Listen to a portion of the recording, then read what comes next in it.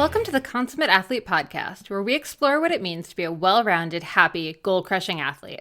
Every week, myself, sports journalist Molly Herford, and cycling coach and kinesiologist Peter Glassford interview experts and chat through all of your training questions. We're excited to have you along for the ride. Hello. Welcome back to another episode of the Consummate Athlete Podcast. Peter, how's it going? It's going well. I'm, as usual, amazed at your last week of running and going around, and you've just gotten through your last, is it your last, I guess it's your last big week? Ish, yeah. It is not like the abrupt taper that one would really hope for after a big week. It's sort of just back to normal volume for a couple weeks, then we start the taper. But last big week, 2 weekends, I guess, of sort of big runs. So, yeah. Molly's getting ready for a 100-mile run, the Sulphur Springs 100-mile run, which is coming up on May 25th, which I think is Memorial Day weekend in the U.S., so that will be very fun. Those listeners who know Paris to Ancaster, which I know we have many, the bike race, it finishes right where this race is sort of taking place. So, yeah, so that's good. You're doing well. You have a little bit of foot blistering, but otherwise systems are looking pretty good, I think. Yeah, exactly. And all things are looking smooth for the Shred Girls launch party the weekend after. So Molly's recovery week, hosting a large camp for young women. It'll be fantastic. Yeah, so if you have a Shred Girl aged 7 to 13-ish, we have a couple younger, a couple older who are sneaking in. We are having a Shred Girls launch party for book 4 coming out. The book comes out May 27th. The launch party is May 31st and June 1st at Mansfield Outdoor Center. So, yeah. It's north of Toronto, and there's going to be like a host of different types of activities, not just biking. Certainly, you don't have to even bike, I don't think, to come, right? No, exactly. I wanted to make it kind of just open to everyone, because the book 4 of the Shred Girls, Lindsay and the Curse of Gemini Lakes, is very summer camp themed. So there is biking, but it also is like multi-sport and kind of the girls exploring new modalities of movement. So I wanted to, make sure that we had it so that girls could come and hang out, whether or not they're already on bikes or not. So. And just hanging out. I know the last one that I remember, at least, that you did was at Joyride Bike Park years ago, and just a great mix of women who were there. Hanging out. There were bikes was central because we were at this bike park, but it was just a great day. So should be noted that a couple world champions have come out of that. Subsequently, if that's your goal, also probably some doctors or something like that. So just put it out there. If you want your child to become a world champion on the bike, probably bring them to the Shred Girls launch party. Right. I'm not saying it was causation, but definitely correlation.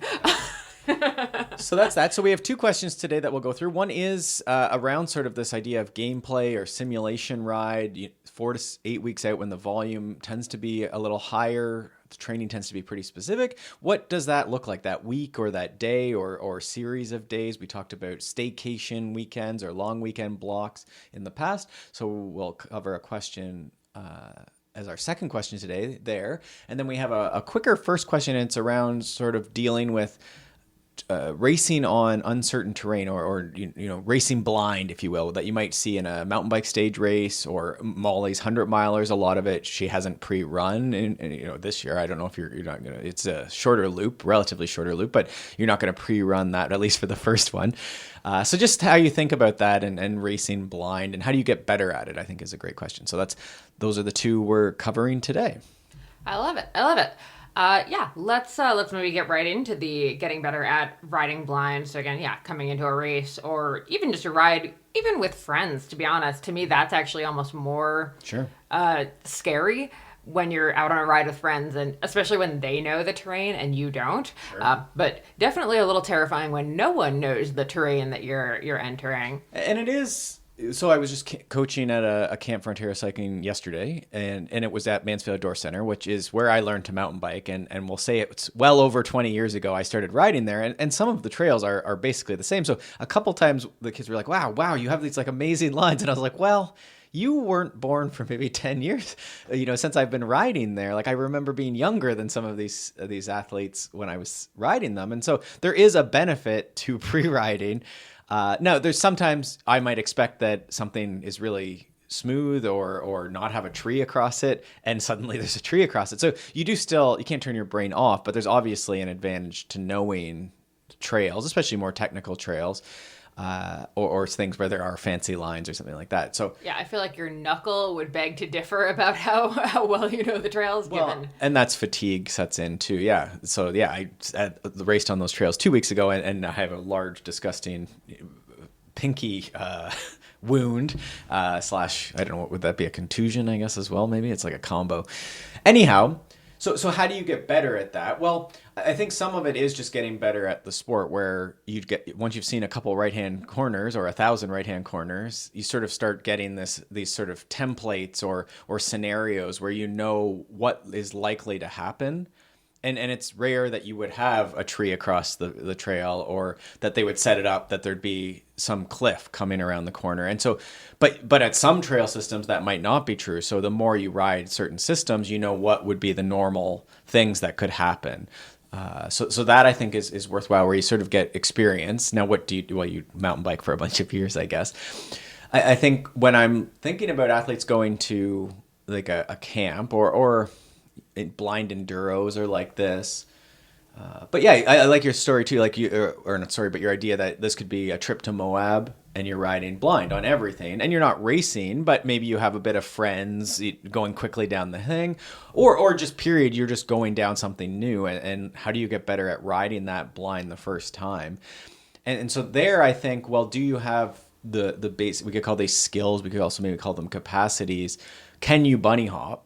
Can you corner? Can you brake right on a dime using both brakes?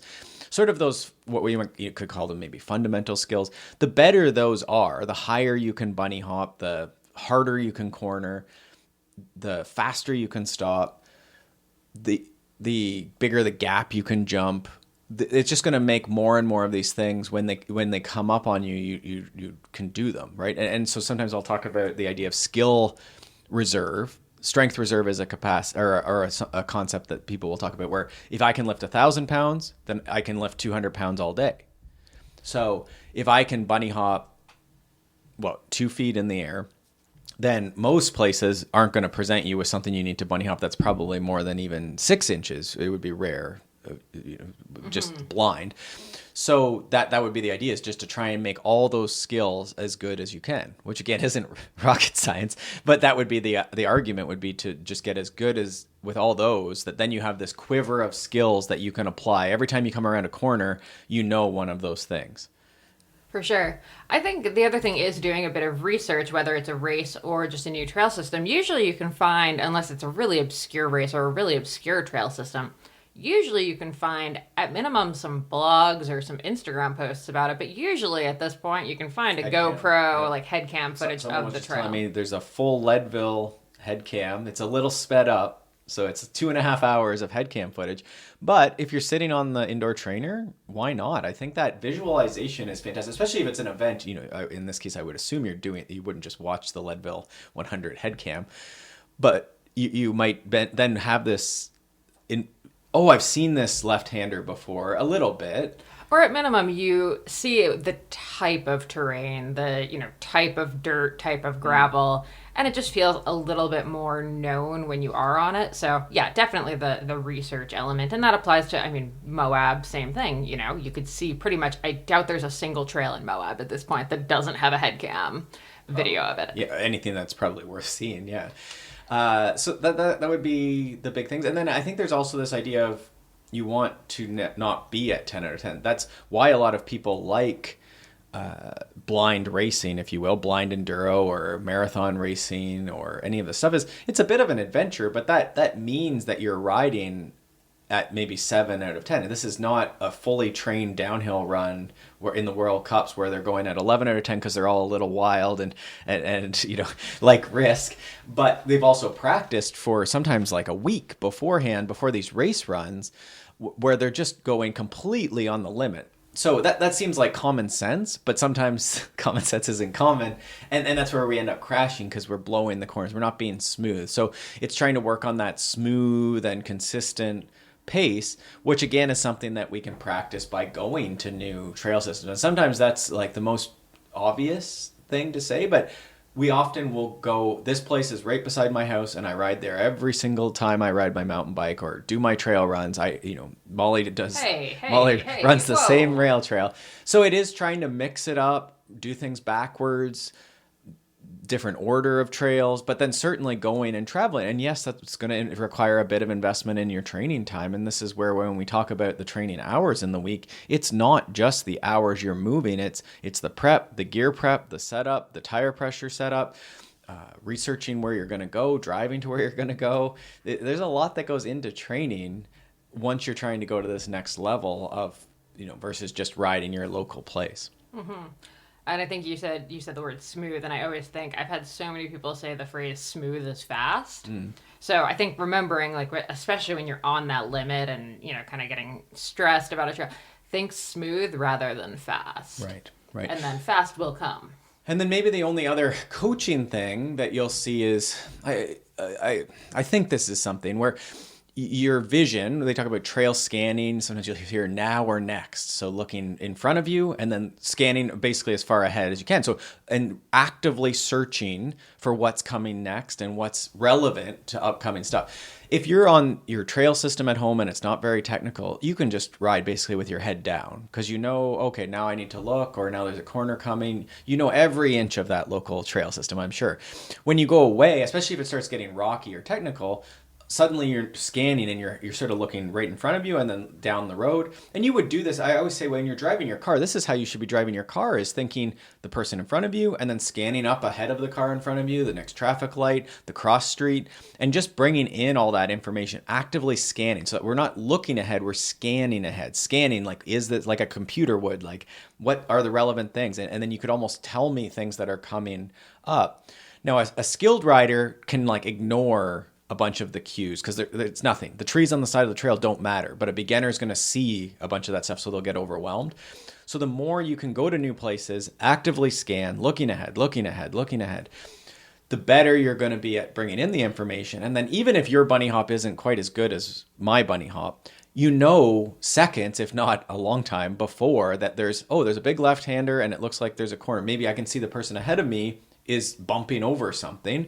Okay, I'm going to get ready, take a wider light on the corner, get really squared away, and gather that information early. And a lot of times that's the issue. You get caught out because you have your head down. So that would be the thing to bring attention to is this trail scanning. And I think that's actually something you can play with on the trainer using one of those headcam videos. Like you mentioned, you have 2.5 hours of Leadville. Like, literally, I would spend that 2.5 hours thinking about how I would be, like, scanning it. Which, it's not going to be a perfect one-to-one, like, representation of it, but it does give you a bit of just getting used to that mindset. Well, and what are we looking for in the video? Again, like, just markers of the trail, like different trees and buildings. Like, oh, okay, they went by the fish hatchery, or when there's a big lake on my right, that's Twin Lakes. Those are obvious ones at Leadville, but there would be things like that where you're starting to pick up landmarks and cues.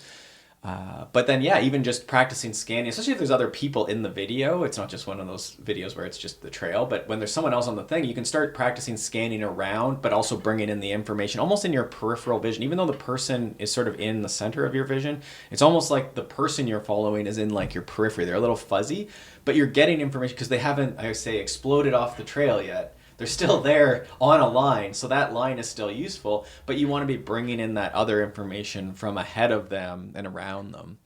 So, I think that's good. I mean, the other thing you're talking about on the trail is if you're looking at a video in front of you, it's maybe better than staring at your bike computer on your handlebars too, which would be a mistake as well, right? When we're trying to ride things better blind. Which is a very common thing for sure. Yeah. Love it. Okay, let's move on to our next question. Before we do, a quick break to talk about Payable, our favorite sponsor. I think I was so excited. We were at a Collingwood Cycling Club thing the other night, and I think 2 different people came up and were like, "Oh, you're using the Payable form with we had books for sale there." So a couple people, admittedly a friend who's definitely listening to this, mentioned, she's like, "Oh, you have this in a Google form with Payable, right?" Of course we do. Right. So Payable, in case you haven't heard us talk about it, is an add-on that lets you take payments in a Google form. So it is what I'm using for the Shred Girls launch shindig. You can find out more about that at stronggirlpublishing.com. And if you want to see how a Payable registration thing works, you can check that out. Just, Sure. Look it over. And that's really, it's anything you've used a form for. So you might be saying, oh, I don't sell t-shirts. Well, you've probably done, a party with your friends where you had to collect a bunch of money and you needed to know their name and what their shirt size was for the bachelorette or whatever you were getting ready for. It could be the local club, like our cycling club uses this for the membership registration. And it's thousands of dollars that we've saved using just a simple Google form, because we don't need the bells and whistles. We just need a form that has a bunch of names on it. We don't need all these other things that some of these other platforms might offer. So it's fantastic for that as well. So we have a link that will also save you on some of your the app fees. Yes, payableapps.com/athlete. And right now, I think if you use Square as well, you might even save on some of those processing fees as well. So that's fantastic and makes it just even easier to try this out. Yes, and when he says fees, I also like to always just kind of categorize it with the fact that Payable doesn't make money unless you do. And the tiny cut they take is so much smaller than any of the other sites that I've found. Well, I guess that's it. There's no monthly fees. It's just if someone buys your T-shirt or joins your club, there's a small percentage as a processing fee from, and it's really not much, but it's all done. Like, I think, again, as someone with a has done some volunteer organization stuff, volunteers do not have any time.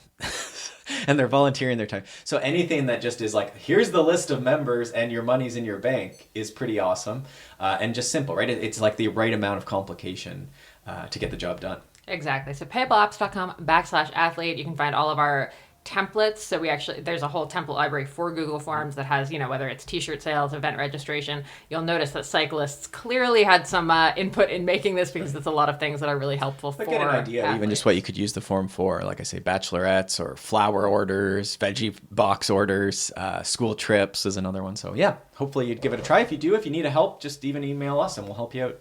There we go. All right, let's talk gameplay and simulation workouts. Well, it's sort of getting to that season, isn't it? It's the most nerve-wracking time of the season. I always say, I get really excited. There's all these big races like Unbound, and Molly's 100-miler is coming up. There's the 24 Hours is a big one this year. We have a few people doing solo in the Albion Hills, the Chico Summer Solstice 24 Hours, which is, I believe, the biggest 24 hours, we'll say, in the world. I don't think it's true, but maybe it is true.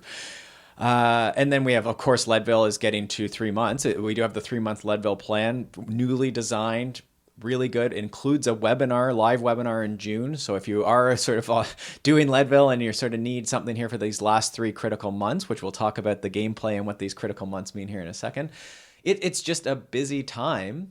And we're sort of getting to that crunch time where you want to be training. Your training should look like the race. And finally, there's not snow in most places, so we can start making that training. So the question is, a lot of times people do like a big practice race or a simulation. We call these gameplay workouts. I will say Kristen Legan and I'm forgetting her husband's name. Nick. There we are. Sorry, Nick. Nick's very well spoken, and I really enjoy listening to their podcast. They just did one for specific to Unbound on sort of like that preparation week. So listen to that as well. We'll hopefully add a little bit just in general and for some mountain biking stuff and running perhaps. But this gameplay, so usually that's 4 to 8 weeks out. There's usually like 1 or 2, you could call them. No, wait, can it be 4 and 8 weeks out? out? Sure, probably. Yeah, I don't know that it always needs to be, but you probably want to have a couple big days. We always talk about this long weekend block. Canada has a long weekend most months of the year, which is fantastic. But it doesn't have to be on correspond with those, obviously, right? It should also take into account your schedule and when your race is. But usually that's it. So I think David, Molly's coach, he will often do something big in that around 4 weeks out. Yeah, 3 and 4. So 3, 4, 5 weeks out. Yeah. So for context, my race is May 24th, and we've done 2 back-to-back big weekends. Well, even weeks, really. But weeks. The weekends have been very big. You did a 25 and a 20 this past weekend. Yeah, and the weekend before that was a 25 and a 14. Yeah. Miles we're talking as well. Miles, yeah. But keeping in mind, Molly's running 100 miles. So this is a quarter at most of the duration. We'll talk a bit about more of that, but just for context. Yeah, and then during the week, it was not much bigger, but like incrementally bigger days than normal. Maybe you often do like 5, 8, 10s, and then this where you're doing more like 10, 11, 12, 16? 8 to 10, and this was 10 to 12 or 12 to 16. A couple surprise Wednesdays there where Molly thought she had lots of time and it was a 16 instead of an 8 or something. Yeah. Well, yeah, 16 instead of like a 90-minute workout, which pros and cons, frankly, like everyone's heard me talk about how much I hate intervals. So like really, sure. I was not mad about that. So Molly's event is extreme because it's a lot of loading, a lot of time on feet. So it is sort of like building that and just, sort of just testing that body almost to the point of break. So we mentioned Molly's starting to get like some toe blisters, not to get graphic for anyone. So your body's starting to be like, oh my God, right? But then you're going to back off now and get ready for the race. But now the body's going to say, oh, okay, we need to adapt. We need to have some skin adaptation here. But it could be anything. This could be saddle sores on the bike. This could be back discomfort. This could be bonking, just fading as we get towards 5 and 6 hours, but we need to get towards 12 hours and the body just putting in those adaptations. You can't train like that much. You will break down and get very slow, if not just stop training. But these are these blocks, these preparation weeks, these loading weeks, just before the event where the body's the last chance to make these big adaptations before we sort of, as Molly said, go back to normal training or even start tapering down in the week of.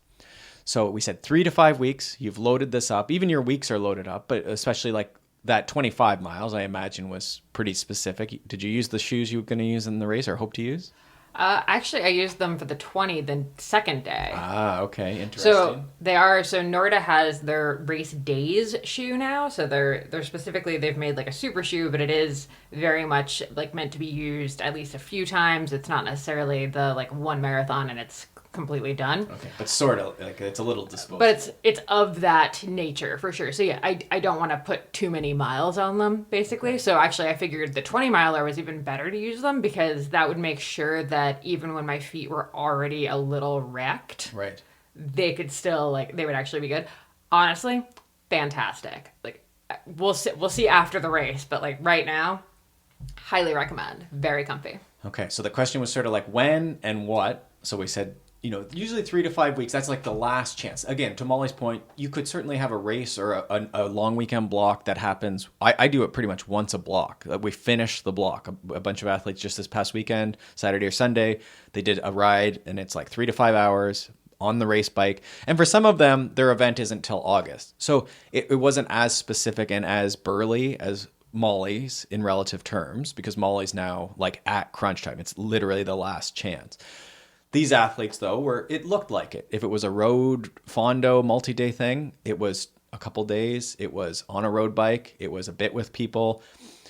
And the fueling and the coats and the whatever they're going to use, right? The shorts, I guess, are the critical things with the biking.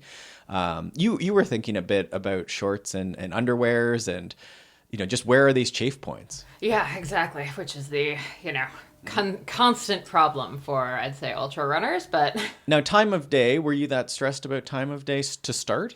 Not Because really. You're running it all the time. You're running all the times. Well, that actually is legitimately it. It's, yes, I could start at race start time, but then I'm sacrificing sleep, right, which is, a pretty big question mark, especially when you're already doing a big 10-day block. To do that would be kind of silly. And then, you're going to be running all day, so it kind of doesn't matter. Honestly, if I was really, really serious business, I probably should have done my Sunday 20 miler later in the day, after lunch or something, if I was right, really to get used to running when you're not used to running. Exactly. Right. But I'm not that... I'd rather have good runs that I enjoy doing, and I really dislike running after lunch. It is that is a balance. Like we've talked about that with a few different people over the years on the podcast. Is this idea of you're a 24-hour racer, so how much do you need to race at train at night? And often it's like, well, I think you just need to make sure the lights work and you have them oriented right. So I think for mountain biking off-road, probably the light orientation is worth testing. So we'll do like a dark double sometimes where someone might train Saturday night as well as Saturday morning. But the dark double might only be an hour spin. I don't think you need to belabor that because, again, giving up a day of sleep or like a couple days that are crummy is just risky. It's not really the point of the block to do the race. Yeah, exactly. So I think we always want to keep that in mind. There's the training stimulus. There's the specific simulation, which when we say simulation, it's almost more on the equipment gear fueling side of things and less on the specific. I don't think the duration, we can maybe talk about that. You didn't do 100 miles. My folks who do Leadville, like they're not doing 100 miles at altitude usually. And if they are, that's going to be probably 3 months out when they do like another 100 miler, because it's a big day. It's a big effort to do that. So then there's recovery. And so the dilemma is if someone did that 4 weeks or 8 weeks out, they're going to miss quality training for several weeks in between. Yeah, I think like what's key about my weekend here is like Monday is always my rest day. Tuesday, I go right back to normal training. This was not like a block where, now I have to take a week off. Like the key, I think, now, is normal to your historical normal, not normal to these last 2 weeks where you have to continue to beat your 16-mile Tuesdays or Wednesdays. Yeah. Right. No, back to normal. So you might do like an 8 or something like that on Tuesday. Yeah, exactly. Okay. So that would be, again, a cyclist might do the classic 90 minutes or 1 hour workout you've been doing for the last 365. Your usual Tuesday might be an hour workout. So that's really the thing. And it's like when we talk about this idea of the length of these simulation rides, and the question is we've had on the podcast before is, do I need to ride the race distance or run the race distance before I do the race? And people will respond, of course not. That was the stupidest question you guys could have entertained. But we do get that question for real. And with some events, it's true. My event is 90 minutes. So I do ride that race distance, obviously. But with the 100 milers running, and I think biking, it's just less worthwhile. We talked about that when Kristen Legan was on in terms of the Unbound XL, which is 300 plus miles.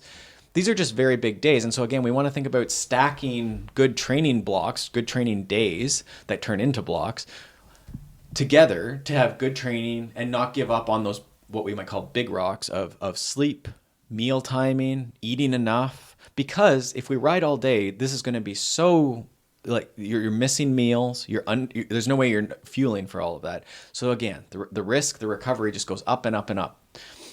So we really have those bread and butter sort of like, if you're an unbound person, maybe 3 to 5 hours is sort of once or twice a week in these last few weeks, where that's sort of the bread and butter workouts. But that's not that extreme. I always say that, and I'm like, that seems like a lot of, like I'm suggesting a lot of training. But then you'll see folks go out and it's a lot of 12-hour and 7-hour and 200K and full simulations of 200 miles. And so this is the question is, do you need to do that beforehand? And I don't think that with these simulation rides, that's not really the point.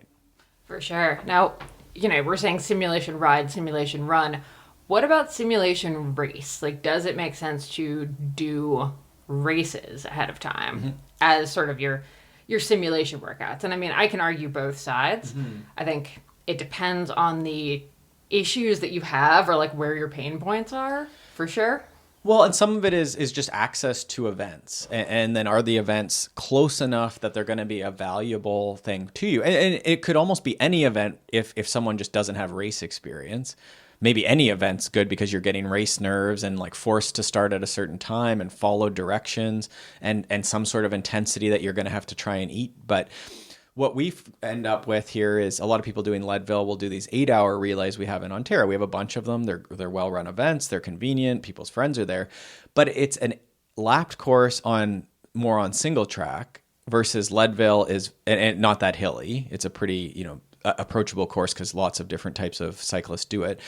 So I always... Sorry, he means the 8-hour isn't hilly, not Leadville. Right. Leadville's very hilly. Compared to Leadville, which then we would say, well, where we live, we have lots of these secondary gravel roads that are very hilly for our area, but 200 meters at a go, which is not 1,000 meters like Columbine at Leadville might be, but you add those together over a 3 to 5 to 6 hour ride. And so this would be always the thing is, are you better to come to this area and do a ride like that across, on your mountain bike, or do you go to the event and get the competition, seeing your friends, the socializing, the forced start? We talked about this on the weekend with a couple athletes where it was like, they should have almost gone to a race because they sort of kicked the can down the road a little bit on the train because, the weather wasn't great. So I didn't want to go out in the morning. And then, I got busy in the afternoon. And it's like, well, you did a 2-hour ride instead of a 5-hour ride. I always say, like, I'm not that big on volume and super hard stuff, but then it's like, we were looking for a 5-hour ride. It wasn't enough when we were talking about it in theory, but when it came to it, you need to do it and do it on the train. So I don't know. You don't generally do races as your prep races. You just did a 20 mile and a 25 mile on your own. Yeah, I tend to not really like doing that, but that's partially because I really value having weekends free and like not having to add that stress. Right. It actually, talking about the local 8-hour, though, does remind me, I just had Tina Muir on my other podcast with Sasha Golish, Strong Girl Talk. And in that we were talking about more sustainable environmental kind of things when it comes to racing. And her big thing is you can still have the bucket list race. Like, we're not going to take that away from anyone. We get it. Like, yes, going to Leadville, not the most environmentally friendly, whether you're driving or flying or whatever. But, you know, these are bucket list events. Like, she's not begrudging that of anyone. But her point is, you know, when you are going to have something like that, racing locally to prepare for it, like doing all your other races locally, you know, really is better for the environment. I also consider it like way lower stress. I mean, honestly, if there had been like a trail marathon happening this weekend that happened to be around us, sure, I probably would have popped into it. So that's usually the thing is it's people are looking locally. I have this thing. Is it at the right time? Yes, no. And sometimes that works out. So we will. And then there's a bit of qualification stuff with the Leadville races. There is a bit of that. Are you going to jump into the Sea Otter, which is in April? Are you going to jump into, there's the Lutsen, which is a pretty good timing up in Michigan. And it's in pretty good time relative to Leadville. I think it's more like 8 weeks. But then you get into these Leadville camps and the race series, for example, using Leadville, where they're getting a little closer. They're getting into July, and then it is some travel. So there is sort of this plus minus of, do you need to get into the race? Are you trying to qualify for something? Have you ever raced a race like this? Will you do it? Like, this is, there's a subset of people like Molly that will just go out every single day and do exactly what's on the schedule.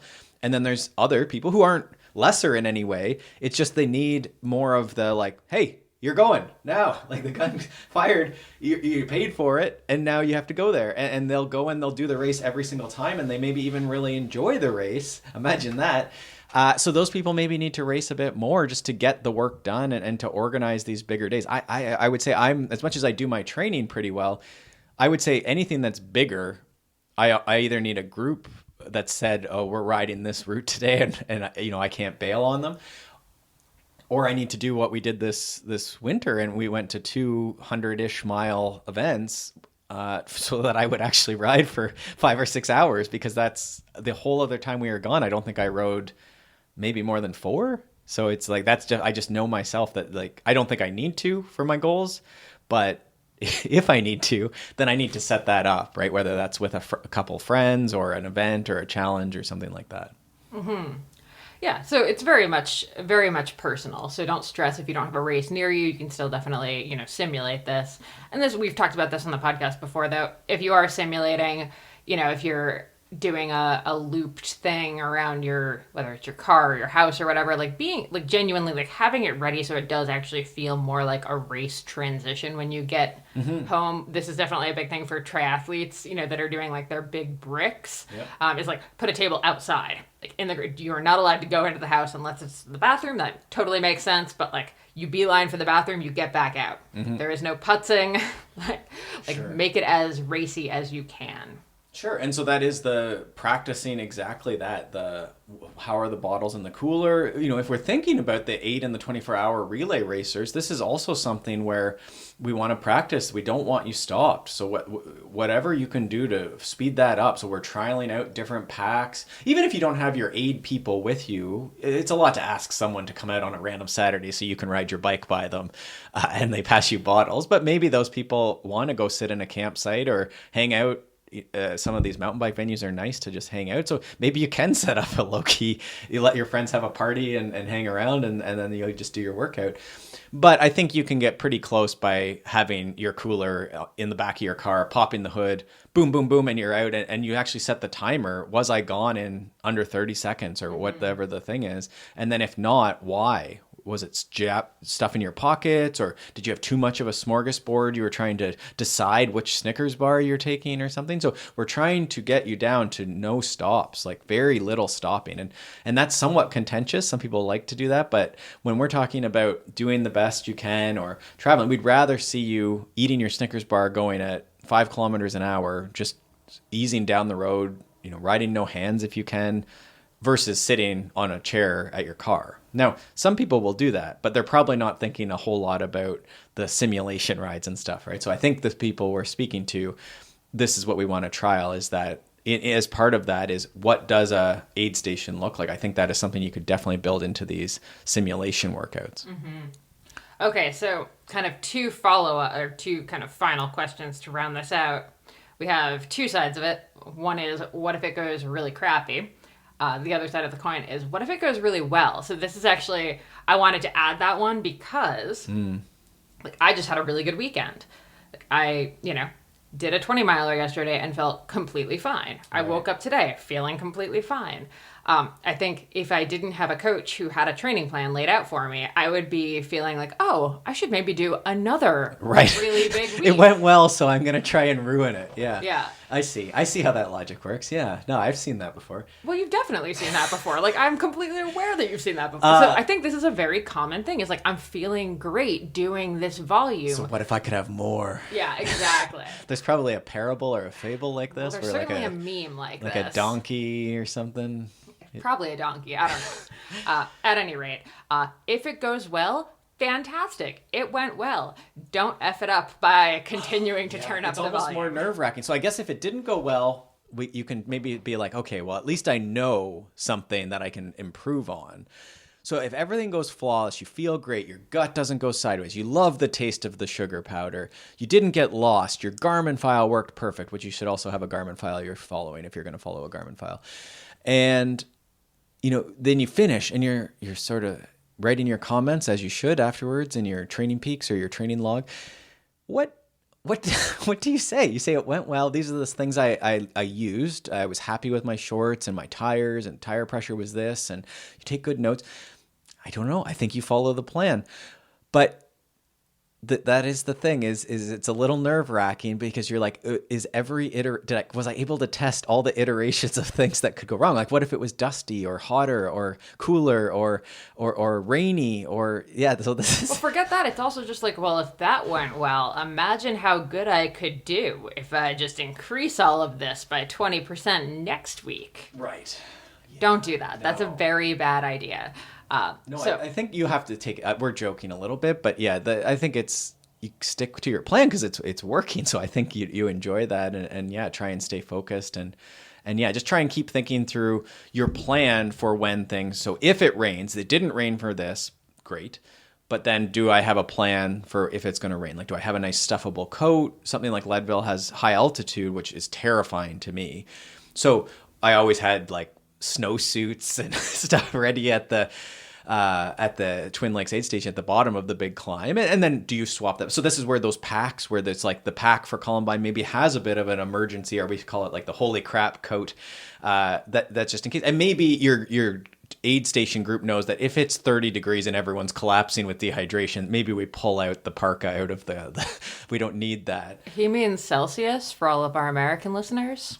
Oh yeah, I guess that would be confusing. If it was really warm, they pull the emerge if the weather looks clear, and you could probably trust your aid station people to assess that situation.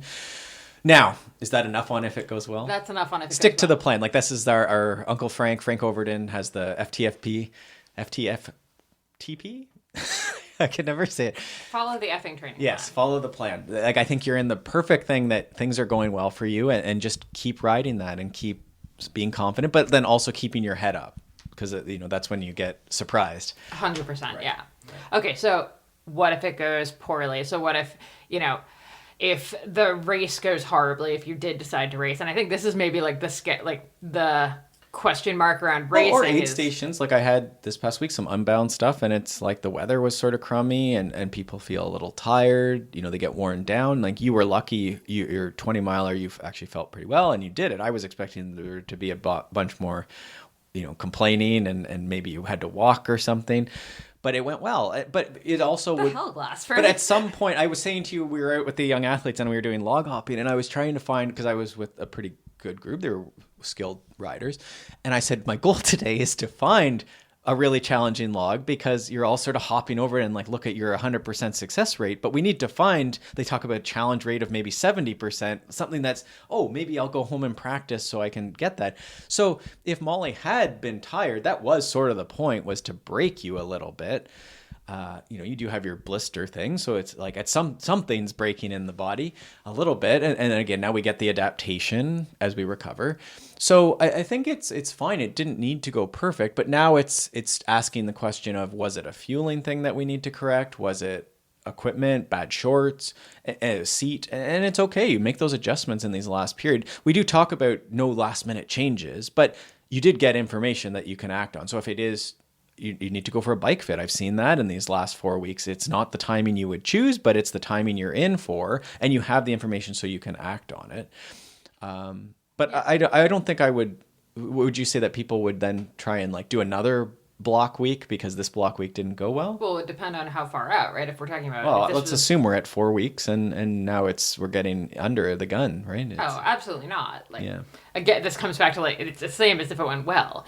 We don't deviate from the plan considerably. There might be a couple things you would do differently if it went really crappy, but probably not in a build sense. I think when you're 3 to 4 weeks out, you sort of have what you have. Mm-hmm.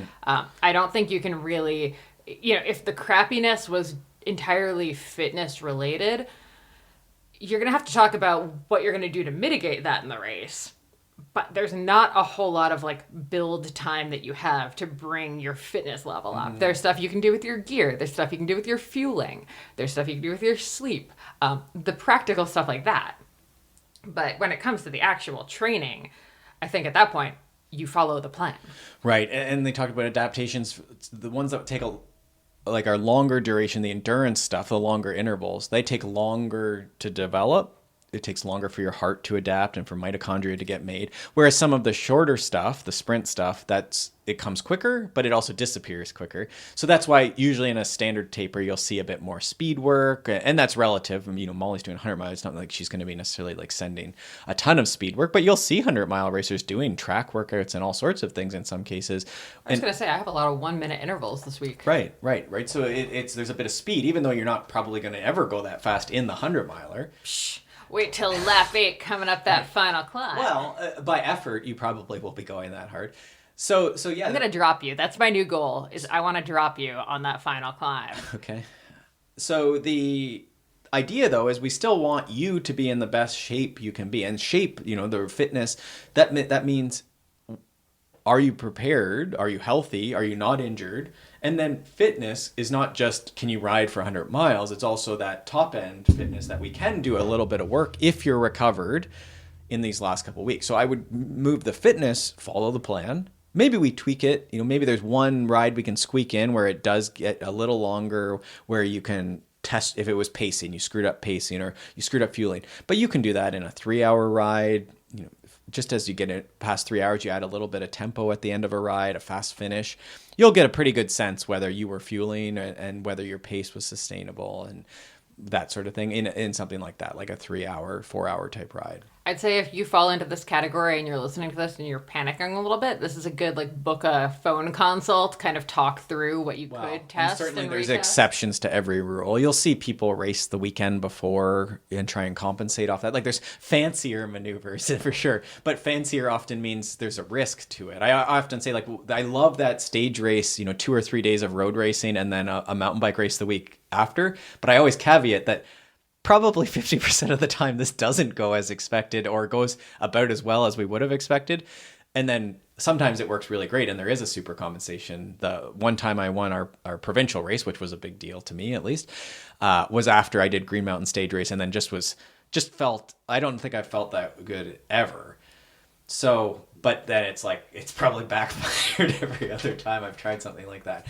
So yeah, so I think you stick to the plan, try and be consistent. And then again, with all these unbounds in Leadville, so much of it is just riding smooth, not crashing, not flatting if we can avoid it, having a plan if we flat. If you haven't learned how to fix a flat, that's a great thing to figure out in these last 3 weeks that isn't going to affect you negatively. Having the fuel that you're going to use and that you can actually put in your mouth. There's just all these other factors that aren't fitness. They're not your heart. Yeah. And I think the last point I would make there is if the gameplay went crappy, I think, mentally that can be really challenging. But I like to think about it as like, cool, we got that out of the way. Right. Yeah, sometimes I'll say in warm-up, we're trying to get that crappy effort out of the way that, because if you just started wherever you are right now, unless you're riding your bike, I guess it's a little different. But if you're just sitting and then we said, okay, the mountain bike race is starting and you went, it would feel the heavy legs, the burning. But if you are warmed up, it still hurts, but you probably go a bit faster and it doesn't usually burn quite as much. So I think about this in a similar way that we sort of were getting the crappy one out of the way. You made the big mistake and now you're a little more cautious coming into this, which is probably good when we're talking about these big adventures. And that's really what we're speaking towards today, largely. I think a lot of this stuff applies to a 90-minute cross-country race, but obviously the idea of game playing is more important. When I'm doing a cross-country Olympic race, the car I can probably see our van most of the race. Whereas when you're in the outback, when you're out in the wilderness a little bit more in these things, there's so much more. You're carrying a backpack.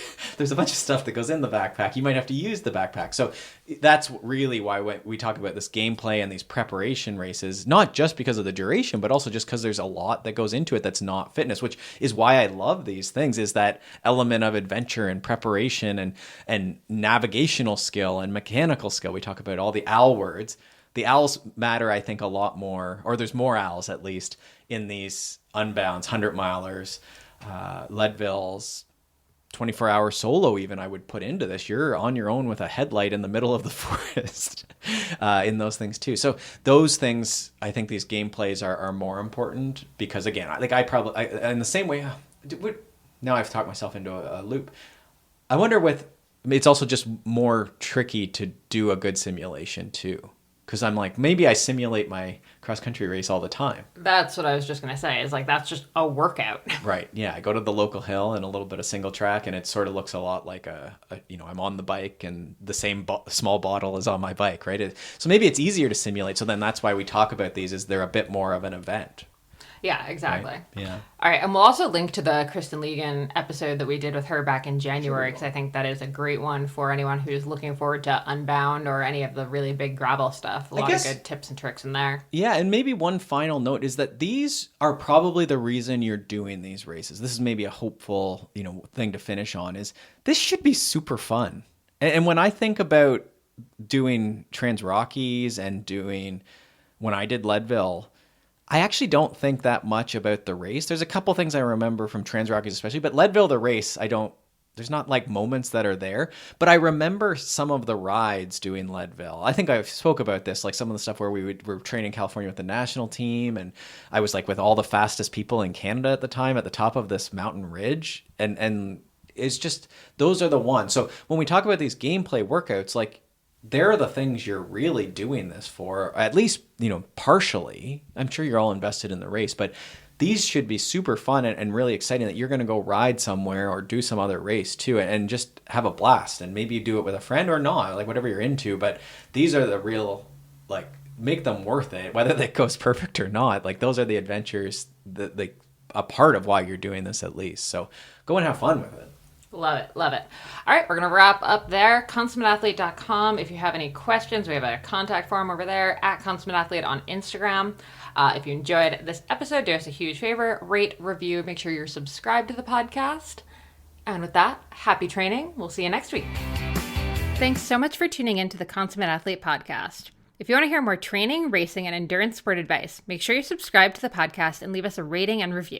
You can also subscribe to our newsletter at consummateathlete.com for a weekly dose of inspiration and advice straight to your inbox.